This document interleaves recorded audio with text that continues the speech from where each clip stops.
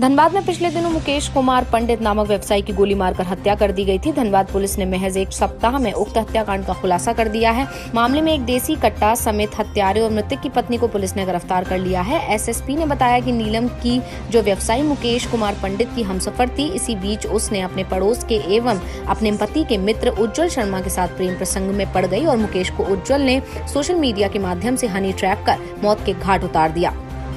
उज्जवल ने खुद लड़की बनकर मुकेश को अपने प्रेम जाल में फंसाया और मिलने के बहाने दामोदरपुर स्थित एक मैदान में बुलाया और उसे गोलियों से छलनी कर मौत के घाट उतार दिया।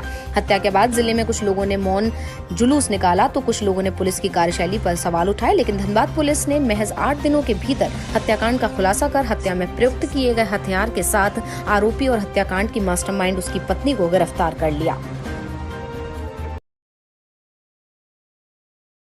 26 तारीख को धनबाद थाना अंतर्गत दामोदरपुर में एक व्यवसायी की गोली मारकर हत्या कर दी गई थी। व्यवसायी मुकेश कुमार पंडित,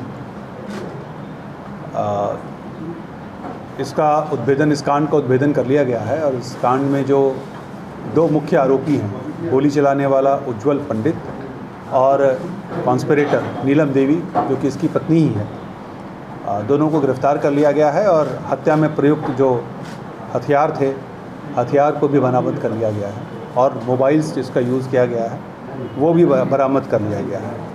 इसका जो एक इंटरेस्टिंग स्टोरी, इसका जो अब तक के उद्भेदन में जो बात सामने आई है कि उज्जवल शर्मा पहले इसके यहाँ काम करता था, जो मुकेश पंडित है, और इसी क्रम में इसकी पत्नी के साथ जान पहचान बढ़ा।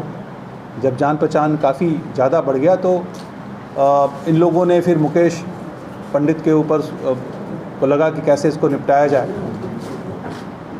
तो जो उज्जवल शर्मा है, ये किसी लड़की के नाम से अपना एक फेसबुक अकाउंट शुरू किया और वो उस अकाउंट से इस जो मुकेश पंडित है इसको हनी ट्रैप किया गया और लड़की बनकर के ये इससे फेसबुक पे ढेर सारा बातचीत इन लोगों का होने लगा। जब इन लोगों की नज़दीकी काफ़ी बढ़ गई तो ये लोग फेस टाइम के मैसेंजर पे बात भी करता था।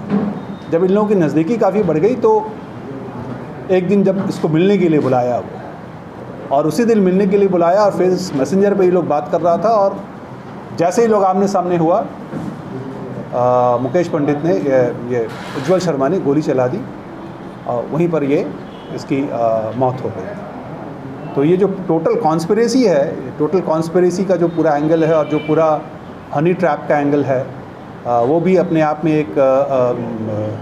एक नई चीज़ है। और क्योंकि व्यवसायी की गोली मारकर हत्या की गई थी और उसको जो मीडिया वर्ग है या चाहे व्यवसायी वर्ग ने भी इसको बहुत ही सीरियसली लिया था। इस संबंध में कई लोगों ने कई तरह का प्रतिवेदन किया, कुछ मौन जुलूस वगैरह भी इन लोगों ने निकाला।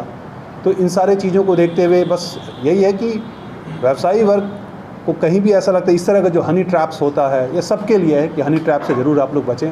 फेस टाइम मैसेंजर्स वगैरह पे लोग तरह तरह से अपना आइडेंटिटी चेंज करके लोगों को ट्रैप करने का प्रयास करते हैं, उससे बचें। और जो इंटरनल रिलेशंस है उसमें अगर कहीं भी कुछ ऐसी चीज़ है जहाँ आपको लग रहा है खतरा है तो आप उसको ज़रूर भापें। महिला का क्या रोल रहा है?